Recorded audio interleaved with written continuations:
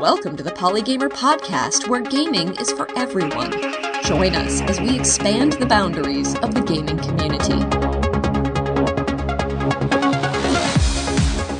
Hello and welcome to episode number 31 of the Polygamer podcast. My name is Ken Gagnon, your host, and this week I am absolutely thrilled to be chatting with the multi-talented Holly Green, managing editor of Gameranx.com and author of the cookbook Fry Scores. Hi, Holly.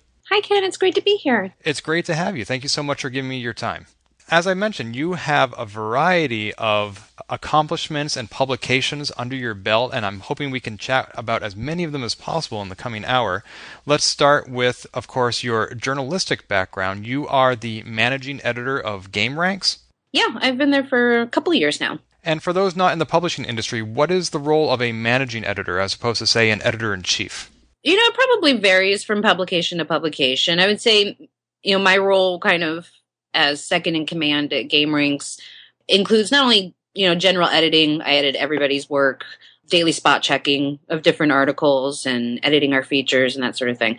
But also managing our employees, for instance, if they have questions about something, if there's a dispute that needs to be resolved, if they want to approach our publisher or our editor-in-chief, but don't necessarily feel confident doing so. Usually I'm kind of the go-between in that sense. And a lot of my roles also meant just constantly suggesting improvements that can be made for, just for the overall day-to-day benefit of the site. And that comes from, I've worked for a lot of sites over the years. And when I came to Gameranx, they kind of needed someone who had been at some more formal publications who could bring in some of the structure that they needed. And so that's largely what my roles entailed. And what were those more formal publications that you were coming from? Well, Destructoid primarily. And while it's not as formal as, say, IGN or Polygon or that sort of thing, that was the first time I had probably experienced real leadership within journalism, where, an editor was taking me under their wing, and I was, there was just a large-scale organization of all these employees under these different titles. The managerial and organizational structure was just something I absorbed that maybe I didn't have at other sites. And then once you have it, you kind of can't go back. So when I came to Gameranx, it was like, okay, here's what we got to do. Change everything. So, I would say Gameranx is a more professional organization as a result, just on the back end of things, how we run the day-to-day. And from the title, Gameranx, which is spelled RANX.com, and from the About page, this website was originally intended to take on like Metacritic and be sort of the Rotten Tomatoes for video games. And now, what would you say its focus is? Mostly just news and guides. And that, our publisher, he's a really ambitious guy and is always trying to think of the next thing that's going to make money. And obviously that's the role of a publisher. Then trickling down, it's Ian's job to kind of get done the bottom line on the financial side of things. And then it's kind of my job to bring the journalistic balance to all of those things, find that compromise between what makes money and what fits within our moral boundaries as well, and just our personal vision, and just finding that balance over all three of our roles that's another one of those day-to-day things that we're always doing. So by the time I actually got here, it already kind of strayed away from that. When Ian had actually said, oh, we started out as a Metacritic competitor, some of the dead pages on our site suddenly made a lot more sense. The name of the site made more sense. I don't know at what point they started to kind of get away from that, but we've had a lot more success with our guides and interviews and reviews and just the daily side of things. So how would you say the website has changed in the time since you arrived, perhaps as a result of your arrival? The quality is massively improved. I don't know. I don't want to take too much credit for the success of the site in general, because as I said, all those three roles that between the three of us that are being played here are just so vital to the day-to-day management of the site and it being what it is. But, I brought in a lot of SEO experience with me when I first came in, just from a lot of the stuff I'd been doing on one of my original blogs. And so when I came in, I had some knowledge of how to improve things at least a little bit. I'm still doing that in a sense on a day-to-day basis of, suggesting better headlines, suggesting better phrasing, urging the backlinking and other things that kind of spread traffic out to the rest of the site. Yeah, I would say, I think that's the biggest thing. The headlines are better, the copy's better. The copy's so much better. Oh my goodness. And everything's a lot more uniform. And obviously, as an editor, that's going to be one of my biggest concerns. So I think I've been successful there. But the biggest thing I've sought to improve has probably been the communication between the upper management and the writers, and not seeing writers as just this endlessly disposable resource where you throw a writer away and just go get some new one and you don't really care. Instead, I've been getting the upper staff to invest in each new writer that's coming in, invest in their training, invest in them as a person, and see them as more of a family member rather than just someone we're going to be swapping out. And that can be hard to maintain when you have a high turnover rate. And reason for high turnover rate can be all sorts of things when you're working with young writers who aren't necessarily always financially stable, and we usually have like a lot of students and people still living with their families, and sometimes that makes a bit of a gamble to go with people who are less experienced, but it's really often very rewarding and very much worth the investment into people when you make the effort. Yeah, and that's a great effort to make, because I used to be an editor at Computer World magazine. We had a small but stable pool of freelancers we rely on, and it took time to build up that pool rather than just work with somebody and then throw them away, because when you establish that loyalty, you get to know their work, they become better writers, and they become more incentivized to do good work. Yeah, totally. I mean, if you're not spotting talent and cultivating it to its to its fullest extent, there's so much you're missing, because it's such a wonderful experience to work with a writer who shares your passion and vision for the site. And the last couple of hiring rounds that we've had some people come in that I got excited to work with too. It's funny how motivation is this bug that everyone will catch, it's just a spark that goes through, it just ripples through the rest of the staff. So yeah, very worth it. Do you work with freelancers as well, or only staff writers? I used to work with freelancers a lot more than I am now. Our budget has shifted in such a way that I haven't been able to support freelance work as much as I have in the past, which is a shame, because I think that Gameranx used to have a lot more different and interesting things to say, things that don't get said right now because we're not working with the same people. We're not having that influx of the sporadic pieces from just this. We used to have a real collected handful of great freelancers who come to us when they had a little idea that they wanted to sell and throw at us. And so it made everything really interesting on the front page. We just haven't been able to do it as much. When it comes down to it, game guides are the things that really make the money.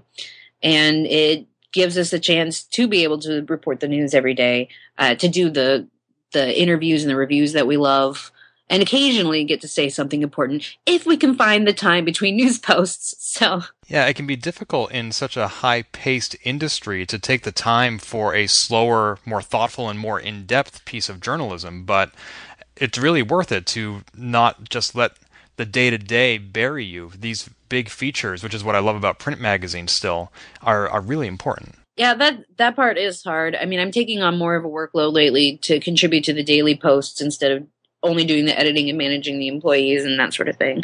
And it's hard because it already takes me a long time to get through a really thoughtful piece. Like all the stuff I've written for Polygon, for instance, probably took me at least 3 months to write, maybe more. And it depends on how busy I get.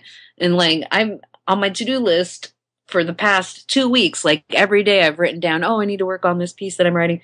And I still have not gotten around to it. And it just, part of me is grateful to be this busy. Other part of me is like, if I can't do the meatier stuff, then why am I here at all? So that's just another thing that you have to balance, doing the passion stuff and balancing it with the day to day. When you have a feature that you want to write, it sounds like you occasionally write for other outlets like Polygon. How do you decide whether an article is a good fit for Gameranx or for another outlet? How much the other outlet is paying me. It's a good motivator. You know what? We do not begrudge each other that over at Gameranx, because to be honest, if I write a feature and put it on Gameranx, I am not going to be paid the rate that I am at Polygon or somewhere else. In fact, I often get, up to 10 times the amount, depending on the length of the feature. And it's my publisher has different tastes than the people that I want to write for too. I'll put that out there. Like when I wrote my top 50 things you never knew about Fallout, oh, he was so into that.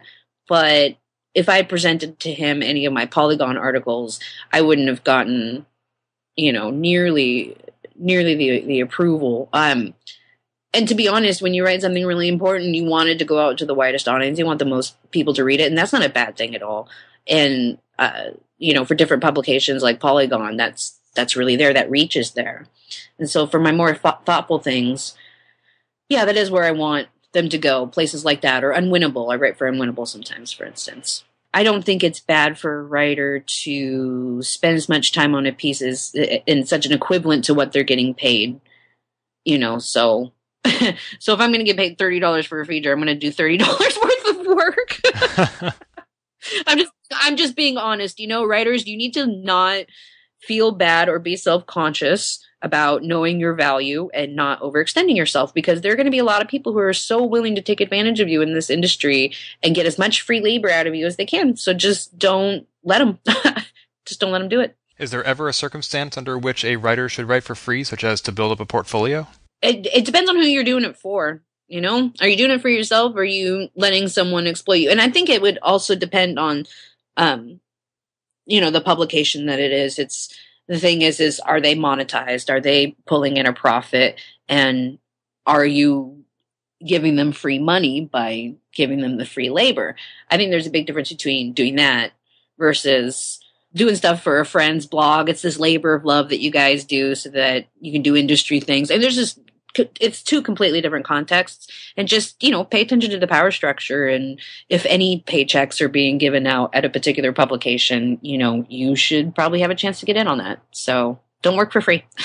No, that's a good point. I am the editor-in-chief of a print magazine about old Apple computers, and there's not a lot of money to be made in that market, let me tell you. Yeah. The magazine is not ad-driven at all. It's completely paid for by the subscribers' fees, and we charge a little bit on top of that so that I can pay the writers $10 per printed page, and that's 700 words. If somebody were to write 700 words for another magazine, they might get $1 a word. So whereas instead of $700, I'm paying them $10, but that's proportionate to how much profit this magazine is generating. Right. And at least it's not for free. It's some token of appreciation.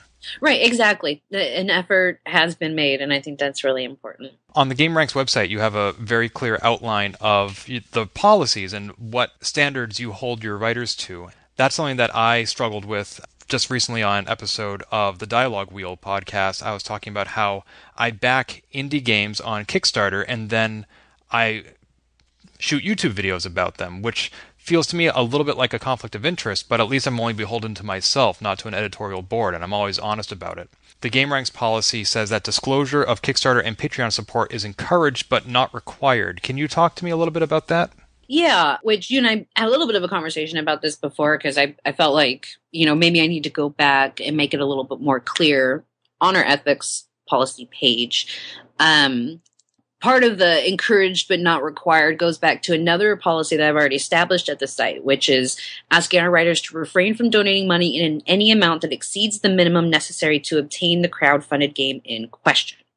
So, obviously you do a Kickstarter for a game, there's going to be multiple tiers for the rewards on the side. We ask that you stick with the one that gets you the game and not go any further. So basically a pre-order.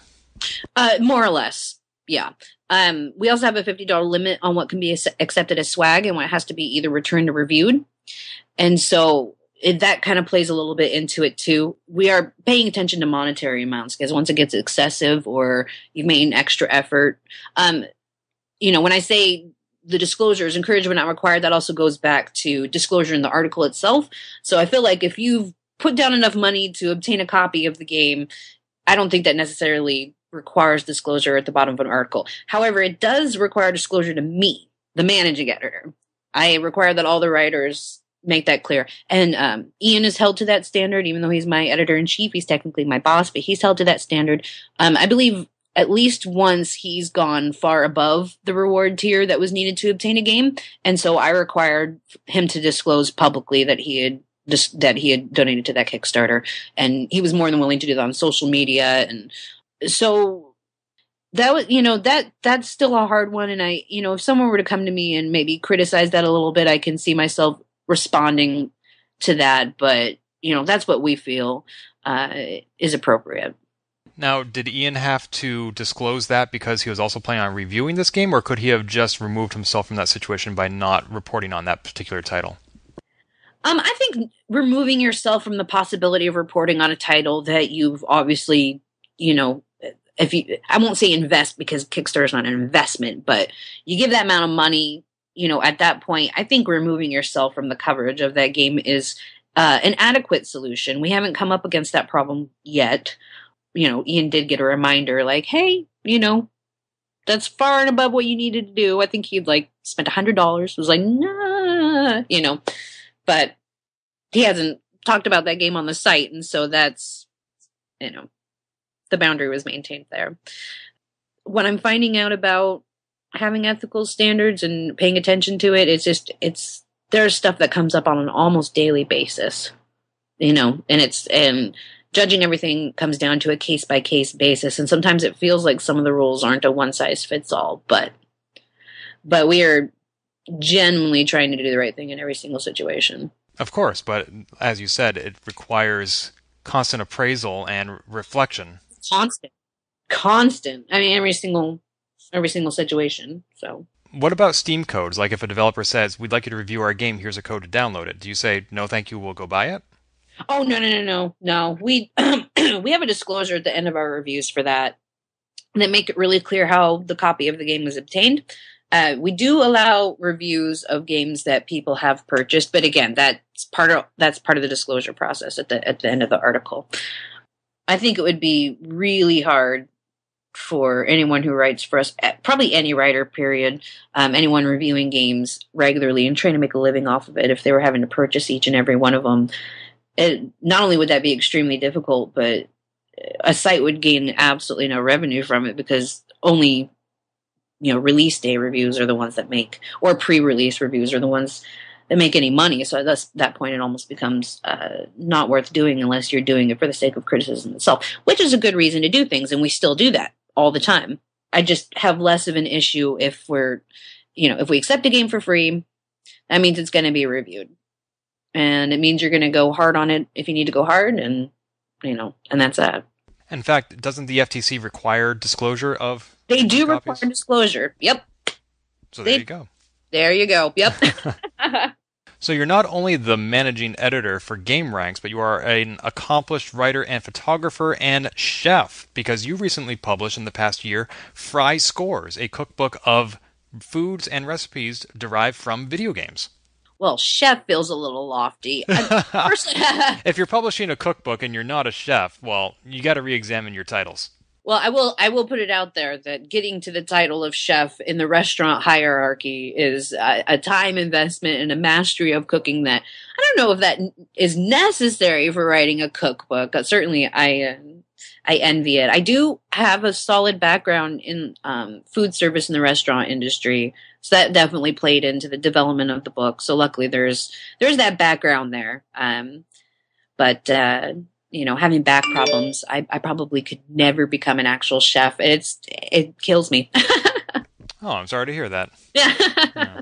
So this book was originally published in December 2014 for iBooks. The Kindle version came out in September of 2015, and the book focuses not on recipes that are simply inspired by video games, but recipes that are actually in video games. How did you settle on that angle?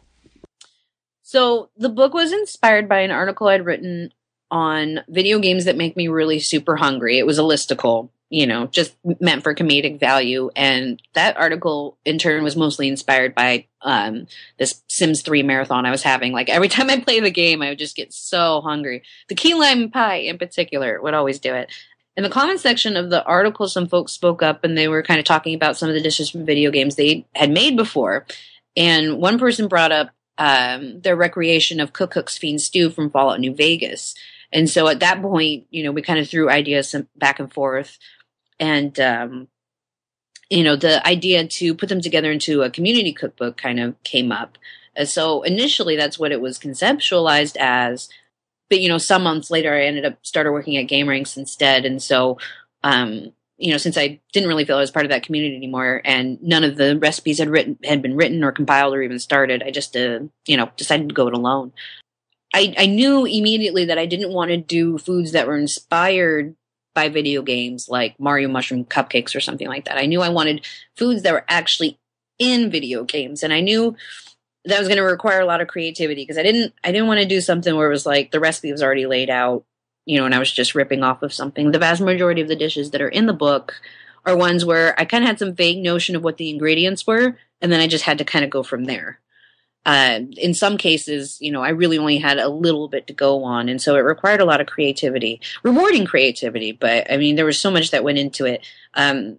20 plus years of cooking history, the meals I've made for my family over and over and over again, were a big part of providing the structural backbone for these recipes. And then over the years, my interest in fusion cuisine and just all the home cooking I do, the experimental home cooking, and I do a lot of exploratory cuisine, and it's always with the aim of learning and learning and learning. And so kind of all these things came together, in every single recipe that I created. I'm really proud of how some of them turned out. What are you most proud of? Which recipes? Let's see. My French toast from The Sims 3 I really loved, because in The Sims 3, you'll notice when you go to make French toast, you actually put it in the oven instead of on top of the stove. And so my recipe is designed both to be fried on top of the stove or baked in the oven. And it's something that you soak in the fridge overnight, and it's very rich. And I've always really loved that one. My roast chicken is probably one of the most amazing things I've had, but probably the most creative thing I had to come up with is the Yato's soup, the soup that Yato has you make on top of the mountain, Snow Peak Ruins, in Twilight Princess. Let's see, that had salmon, goat cheese, and pumpkin. And that I was really intimidated by that one. But that was just one area where all these, like I said, all these elements kind of came together, and what ended up coming out was really amazing. I had settled on a smoky theme to bring all three flavors together.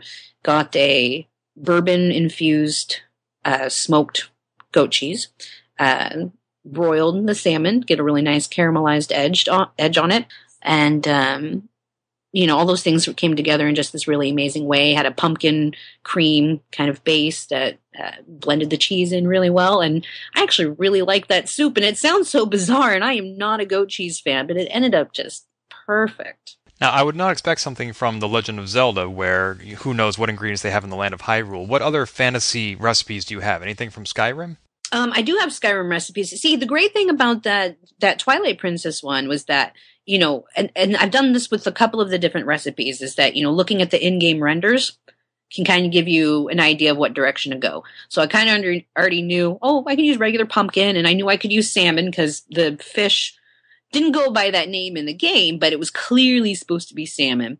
Doing the Skyrim recipes was even easier in that capacity. All of those, almost everything has some kind of real life counterpart. And, if you want to direct people to do some improvisations that are still canon to the series, there's so much food to choose from in Skyrim, just insane amounts. So I did the apple cabbage stew, and that's another one that just turned out so fantastic. I was so proud of that one because the vegetable base that you use for the stock included some really unique vegetables that blended well with the apple cider kind of base that I was going for. And for that one, I kind of suggest, we want to throw, if you got rabbit, you should throw some rabbit, in there. That's one of those things you eat while you're out in Skyrim, and also would be really, really good. Yeah, that was another one that was a little bit odd, but challenging, and then turned out really well. Another one I'm really proud of. So your recipe actually calls for rabbit? It's one of my suggestions. In each recipe, at the end, when I kind of give the final picture, just to kind of show off what it looks like, the end product, I also give like a couple of final little tips that you can use to make your meal just that much better. One of my suggestions for that one is, hey, if you want to improvise and add a little something to it, rabbit would be good. And someone actually tried it, and I was really impressed because they were like, yeah, I live on the border of Washington and Oregon. I'm going to have to go into Portland to get some rabbit. I'm going to do it. I was like, wow, I'm impressed. That is dedication. It is. I was really impressed. Now, at the opposite end of the spectrum, do you have anything for a vegetarian like me? Actually, 18 of my recipes are vegetarian friendly. Wow, 18 out of how many? 25. Wow, that's the majority. Are you vegetarian? No, I'm not, but I did take some of it into consideration when I did this book. For instance, apple cabbage stew, completely vegetarian. The Minecraft mushroom stew, also completely vegetarian. Obviously, the cocktails are. The desserts are all vegetarian. My fruit parfait, obviously vegetarian. So some of them, duh. Okay, that kind of makes sense. French toast, for instance. But a couple of them you can just kind of adapt slightly and it'll still work. For instance, the crab rangoon, I'm pretty sure you could find an imitation crab that's meat-free that would work just as well. You could probably, most people use imitation crab anyways, and pollock is disgusting. So, I leave some of that up to vegetarians to figure out because you're going to know the substitution's better than a meat eater like me, but 18 of them are either already vegetarian or vegetarian friendly. Wow, well, thank you for thinking of us. I appreciate it. Yeah, totally. Well, I'm in Seattle, and, when you work in the food service industry in Seattle, I'm just so blessed that nobody has been like, but what about the vegans? I'm like, I'm sorry. You wrote in an interview with gamingenthusiast.net that you actually had more to learn about food photography than you did about self-publishing. Can you tell us a little bit about your photography setup?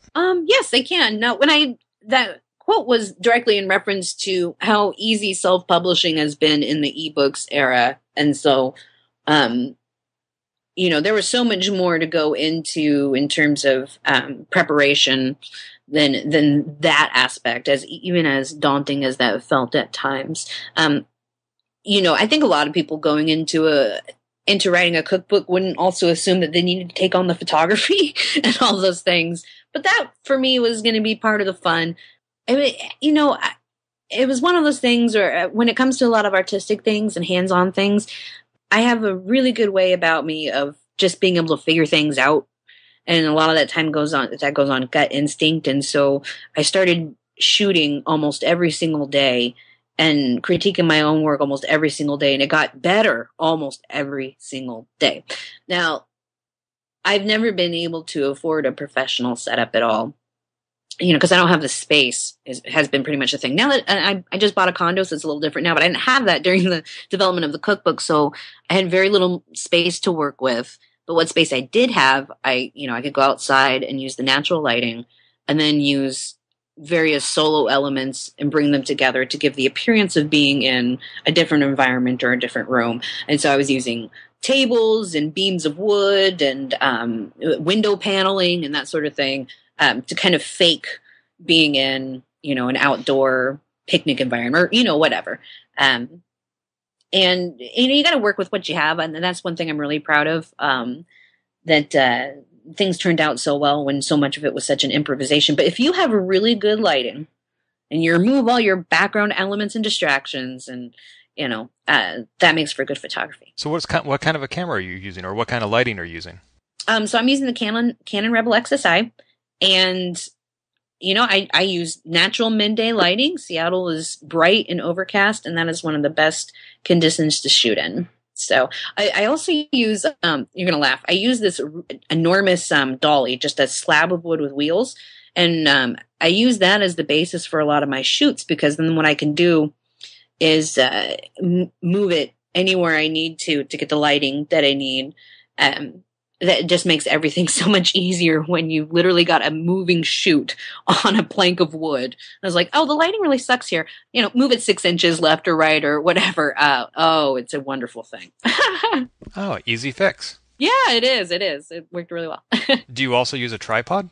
I do sometimes, but I really, really prefer not to use one. I know it's possible to have an incredibly steady hand, but I also know that I won't get there unless I insist on shooting from the hip at all times. So I never used a tripod even once during the publication of Fry Scores. Wow, very impressive.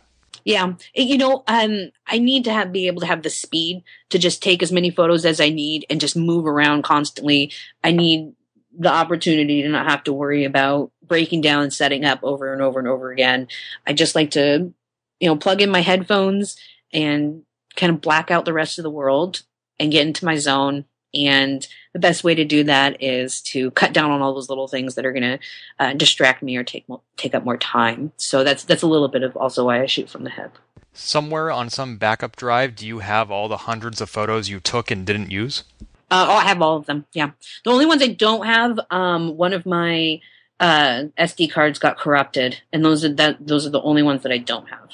Yeah, I've saved every single photo, and that came in handy because when I had to reformat the book for Kindle, I had to go in and recreate every single page by hand, and it gave me an opportunity to, because I'm still learning things all the time, even since the publication, originally on iBooks, I've been learning more and more. So it was kind of like, oh, I get to do a bit of a re-edit, improve these pictures a little bit, choose some new ones, play with the formatting. So I knew I'd be grateful to have hung on to all of those, and I was right. Excellent. So let's talk a little bit about formats. The Fry Scores originally came out as an iBook, and then about 9 months later came out for the Kindle, and that edition actually required its own Kickstarter. So what kind of challenges or expenses were associated with porting it from one to the other? Apparently you can't just go into iBooks and click export to Kindle. Which actually, you can go into iBooks and say export to EPUB or to PDF, but with the formatting and with a book like Fry Scores that's so picture heavy, it just was not going to work out. And so at that point, I knew I was going to have a professional come in and tell me how to approach it next, because I just had no idea what I was doing. The biggest challenge of Fry Scores with its formatting was that I originally designed everything in iBooks. And so, not only, it was almost like having to start from the ground up again, approaching Kindle, because it was like, you build the entire book in this program and it's like, oh dear, I can't export these pages exactly as they are in any way. I'm going to have to do this all again in Photoshop. And so, I think if I had been aware that that was going to happen, I might have actually done everything the other way around. As wonderful as iBooks is to use, those, you can't just spit out those pages and get them on the other side. So, that part ended up being very time consuming and contributed to the expense of everything. Because everything was also so picture heavy, it requires what's called a fixed format, which is so I talked to a few different formatters, and every single one of them was like, oh yeah, this is going to take a long time. It's going to be expensive. The quote that I initially got was so high. So that's where the Kindle edition, the Kickstarter, came in. I ended up having a little bit left over. A lot of people ended up using the Kickstarter as an opportunity to just get their copy of Fry Scores on PDF, which is great. They got something for their money. I still have those funds kind of left over and set aside because I didn't reach the stretch goal for the Fry Scores sequel, but I kind of had a feeling I was going to end up doing it anyways. So, it's just kind of sitting there waiting to be my budget for the next one. Cause I probably spent a couple of $1,000 on Fry Scores, and it's just going to happen again, So which would you say was easier to work with? Was it the iBook or the Kindle? So iBooks is great to pull something together visually. I mean, it's really a more intuitive Photoshop. You just have to be aware that if you want any other format, you're going to have to start it from the ground up. Just don't even get it in your head that you could possibly convert it.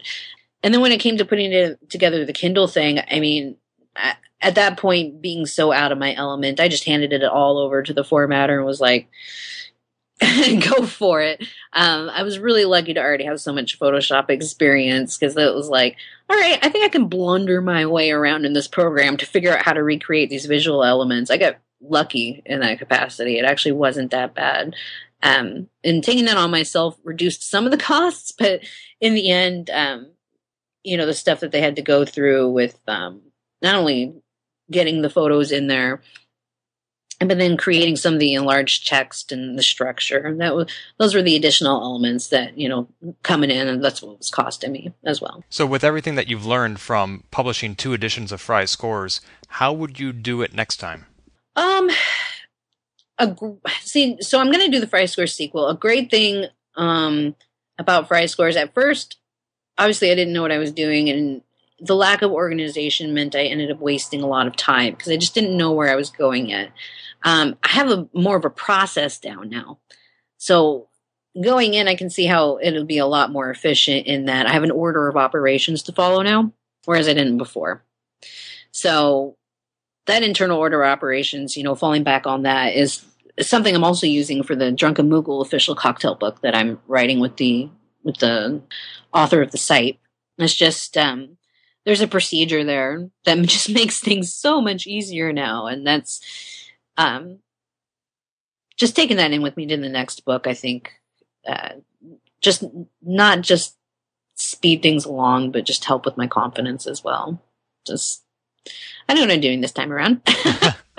It sounds like you have a lot of awesome projects that you're working on, and I want to chat about those other books. But first, I want to ask about Fry Scores. So we have the Kindle, we have the iBook, but no hard copy edition. And cookbooks often lend themselves well to a hard copy where you can lay it flat in a kitchen and consult with it and maybe annotate it in the margin with your own changes to the recipe. Are we going to see a Dead Tree edition of Fry Scores?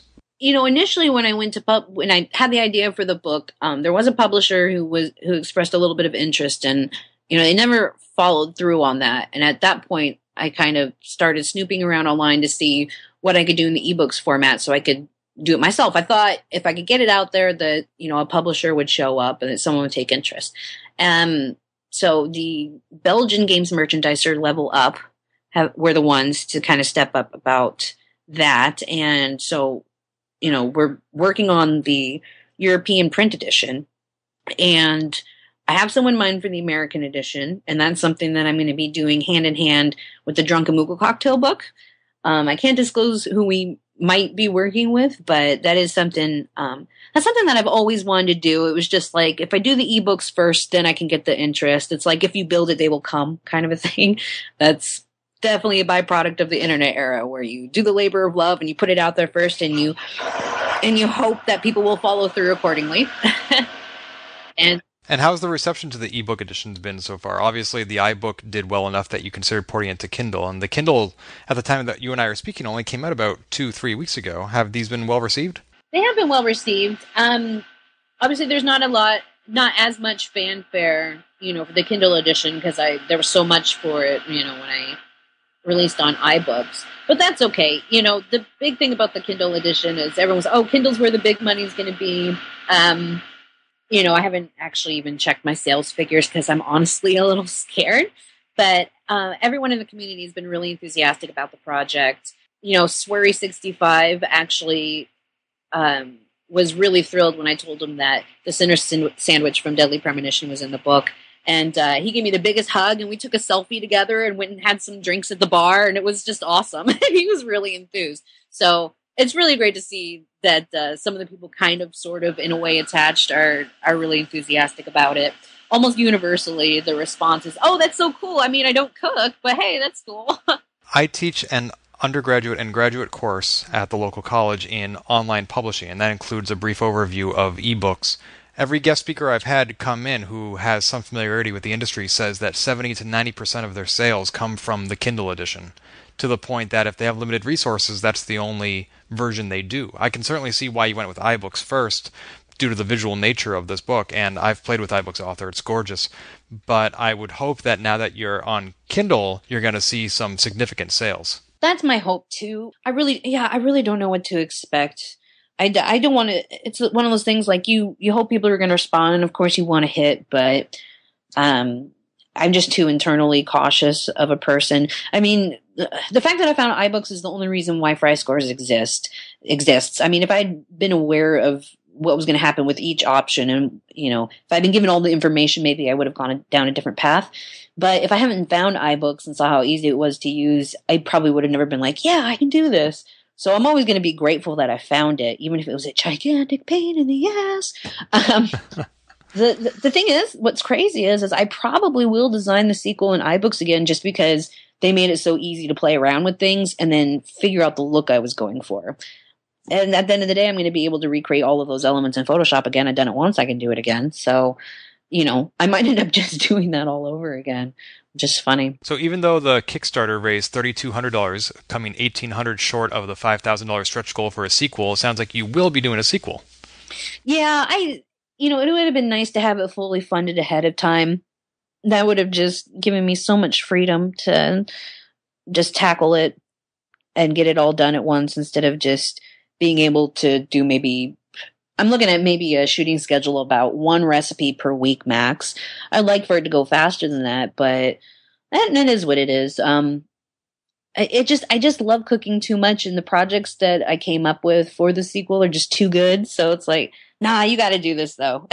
And then, to be honest, I'm happier when I'm writing recipes and taking photos, and I love food styling. I love food photography, and this has been a great new backup career for me because I actually ended up getting good at it, and you know, if not Fry Score sequel, then I'd probably just move on to another cookbook or cocktail book. Anyways, I wanted to do a book about gin cocktails, and I mean, this is the path for me. This is the path for me. So Fry Scores was probably, the sequel probably always was going to happen, whether or not we met that goal. As much as I would have liked to have the comfort of being able to just say, oh, here's a chunk of money, and to just be able to buy everything I need right away. It's okay. I don't know. So have you given your notice at Gameranx yet?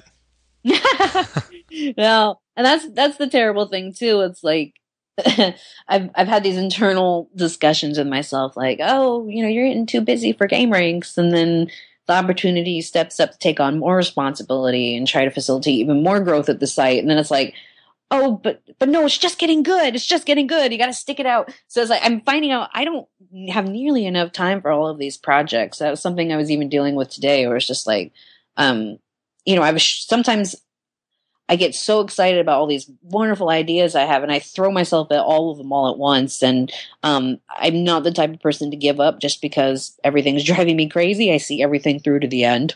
So, I end up just being very super busy, just all the time. It's a challenge when you have so many ideas that make you really enthusiastic, things you're really passionate about, and you have to choose, and sometimes you choose too many, because how can you say no to these?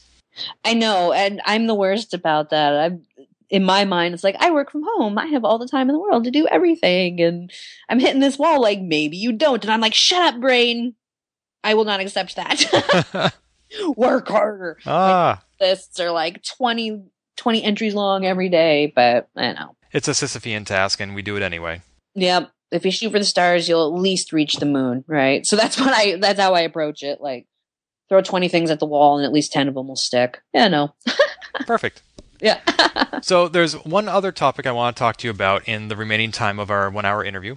And that is, you mentioned that cooking, which you do a lot of, obviously, for Fry Scores and hosting parties, and you say that works well with your compulsive behavior, which is a symptom of OCD. Can you tell me a little bit about that? When were you diagnosed with OCD? So the particular excerpt that you're referring to is obviously from my Polygon article, where I was talking about what it's like to be a gamer with OCD. And I was kind of talking about how, my love for decorating and entertaining and hosting and cooking and how all these things kind of came together for Fry Scores, just this perfect balance of all of my strengths and all of my passions balancing out to create this, this great thing. Leading up to Fry Scores, probably someone could have told me that I'm OCD, considering how I just latch onto things and never let go. But it's only been in the past 2 years that I've really been addressing and getting help for my mental health issues. Trickle by trickle, progress with each doctor's appointment. Then that started with getting treatment for my generalized anxiety, which was it was probably late 2012 or early 2013. And, getting that under control was opened up my attention span a little bit more and gave me the opportunity to address kind of some of the other problems going on. And so that was when I was first kind of able to notice that there were other types of behavior that were probably problematic because of the effect they were having on my life on a day-to-day basis. Obviously there was something that was wrong, but it was really hard at first to even tell that I had OCD because I didn't understand what that really actually looked like. The popular, depictions of OCD weren't necessarily the reality. And I had a friend that was OCD who had posted an article that I believe was actually from Cracked, of all places, where it was like, no, this is what it's really like to have OCD. And so I read it out of curiosity because I wanted to understand my friend better. And I read the article and I was like, oh my God, this is my whole life. This has been my whole life. And so I went to my doctor and this has been part of ongoing discussions with my doctor. We're approaching the problem mostly from a behavioral angle rather than the medicated one, for personal reasons.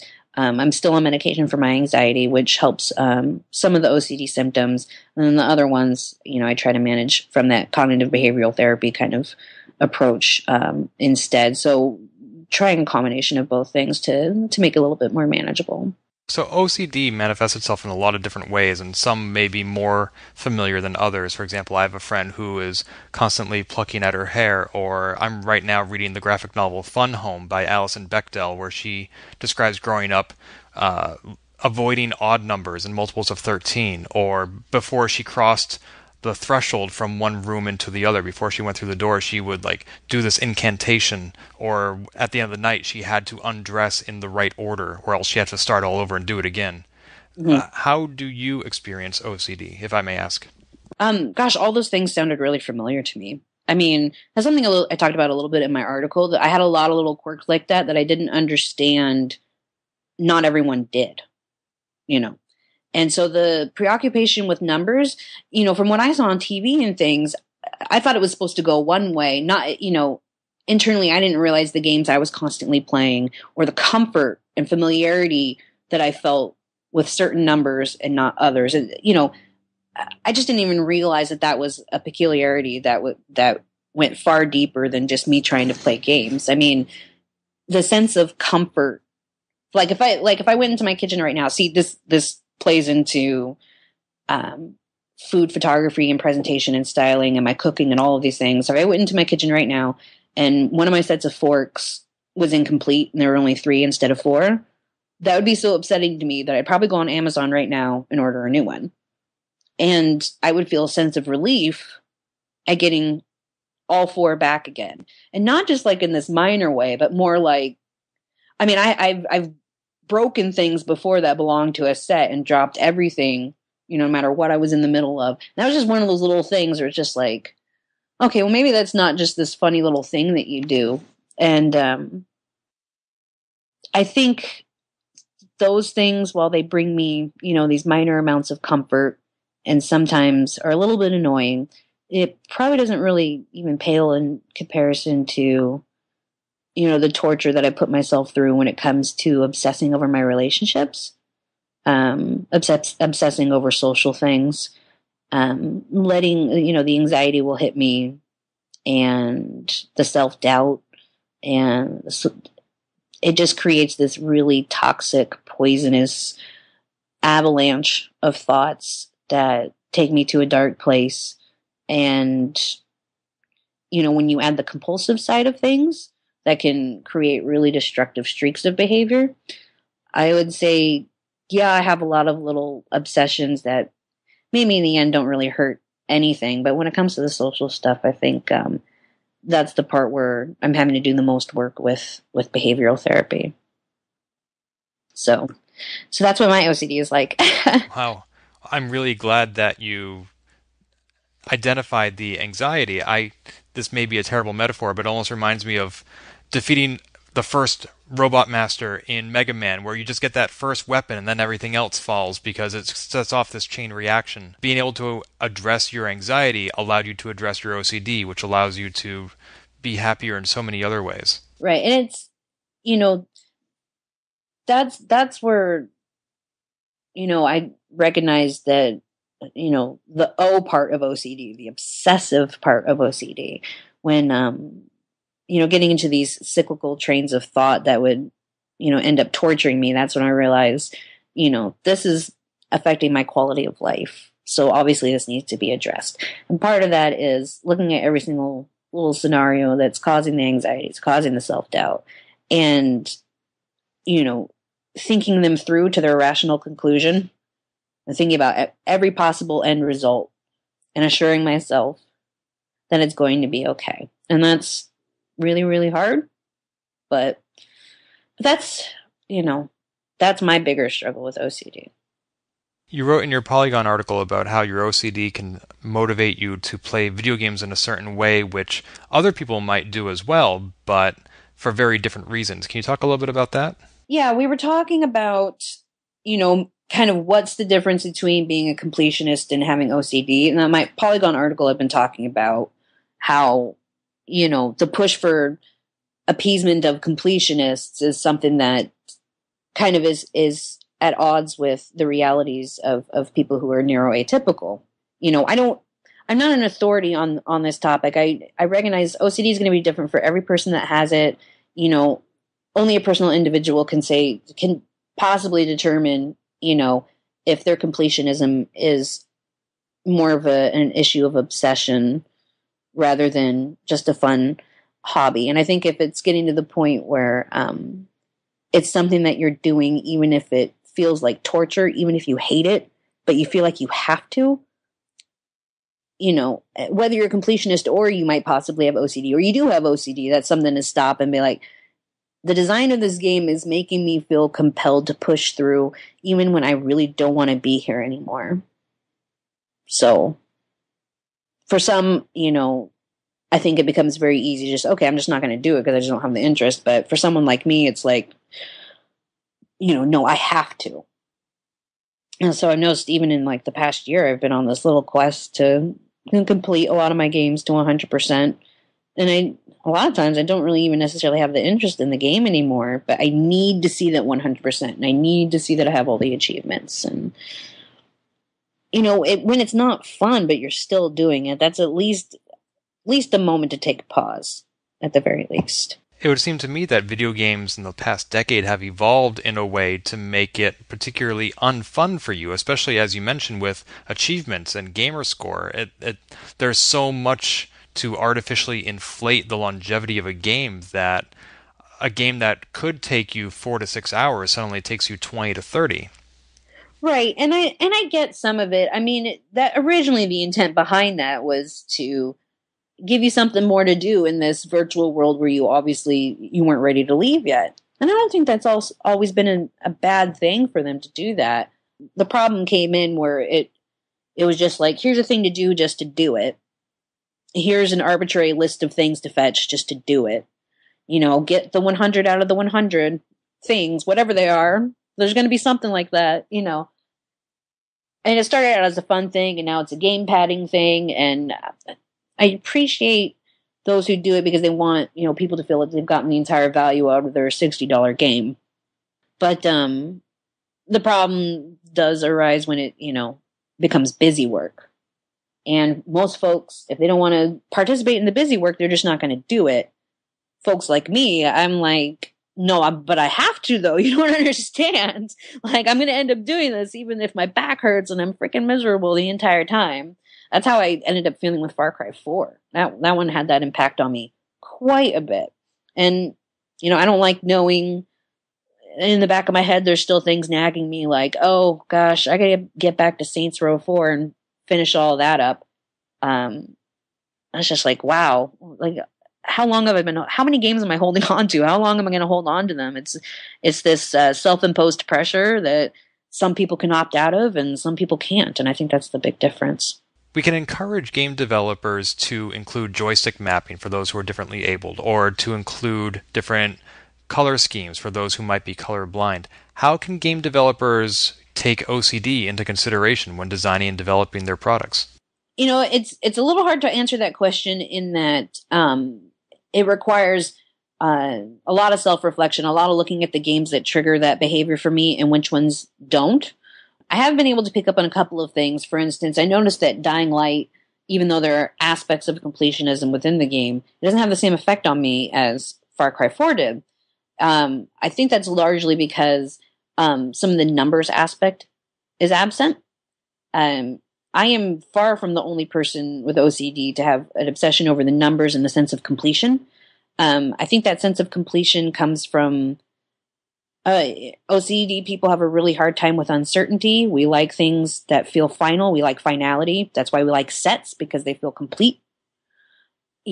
So in game design, if you put a list out there, we're going to want to fulfill it. But in Dying Light, there were, for instance, you could collect all these statues, or obviously there's tons of weapons schematics. The fact that they weren't numbered, I think, is the key behind why I didn't feel that same obsessive kind of. It wasn't like, oh, here's all these items that you could have. It was just, I knew they were all out there, but that same urging, pressing sense of need, like I had to get all of them and create that sense of completion. It was just absent. So while I don't know everything a publisher or developer could do to improve that situation, I think part of the key in unlocking that answer is going to have to do with the number aspect, the list aspect. As we started this conversation, every person experiences OCD differently. Do you think these are recommendations unique to you? Yeah, again, that's part of the thing too. I'm not an authority on this. I don't know how everybody else feels, but I do know that a lot of people have come to me and said, this numbers thing, this is very familiar to me. When I say to other people the OCD, I think this sense of completion, the dis-ease with the lack of finality plays into how we feel about it. There's a lot of agreement there. So I don't know if it would help everybody, and probably some people have better answers than I do, but it seems clear from the feedback and of the common core of these symptoms. I think that would end up helping more than just me if that were a reality. But gosh, I just really hope there'd be some researchers and scientists and psychologists who are way smarter than me about these things, maybe talking to developers and pinpointing those trigger points. And it requires like a lot of insight and self-reflection that I think few human beings are capable of. And those are the sort of things that take time. So it's something I think about a lot because I definitely want to write about it more. And I would hope that the right developer would come across it and read it and learn something from it and take that away. But yeah, just to stress again, obviously my experiences aren't universal. Right, and even though you may not be an expert on the subject, it's still very important to hear an individual's experience because that humanizes this condition that other people may not be familiar with, and maybe somebody out there will hear this and say, hey, that sounds like me. I didn't know that there was a name for that. Yeah, universally, I got so much of that when I first originally released my Polygon article about what it was like being a gamer with OCD. And that felt really good. And some people said, all right, it's time to go see my doctor. And some people were like, I don't think I'm OCD, but, I do feel like I need to address my completionism because it's not providing anything positive to my life. Sometimes I loathe it and it feels like a chore and I just need to let go. So I felt like, people know their bodies and know their internal selves better than we give them credit for. And so I feel like people will even listen to this conversation we're having and kind of make some internal decisions that are going to be on this wide spectrum of things. And so while I do approach this all with just enormous amount of caution because I don't want to talk over anybody or dominate this conversation when the experience is going to be so different from person to person. At the same time, again, there's those core critical things that are, how do I want to say, just categoric of the disease that we, common ground that we can all kind of agree on. And obviously, like I said, those numbers and the lists and the sense of completion and that sort of thing are very common indeed. Wonderful. Well, thank you for sharing your experience. I know that this has not been an easy path you've traveled, but having the courage to share it with other people will make their paths a little bit easier, I hope. That is my hope, too. It's scary to be open and talk about these things, and this conversation has taken a very serious turn, and I feel very awkward because it's, I'm more hesitant talking about this stuff than I used to be in the past because the past year's been, really hard. It hasn't been easy for people to be vulnerable like this, and I have not been immune to that at all. But if there's someone out there that's listening to this that wants to talk to somebody about it, then I'm always here. You know where to find me on Twitter. And your Twitter handle is? Winners Use Drugs. Yay! Yay! I don't mean that, by the way. I always feel the need to iterate that I don't do drugs, though. So why the handle, then? Because it's funny. That's literally the only reason. Well, that, and I got a lot better playing Fallout when I finally started using those chems. Well, there's that. Yeah, so between the two, I feel like it's a pretty good username.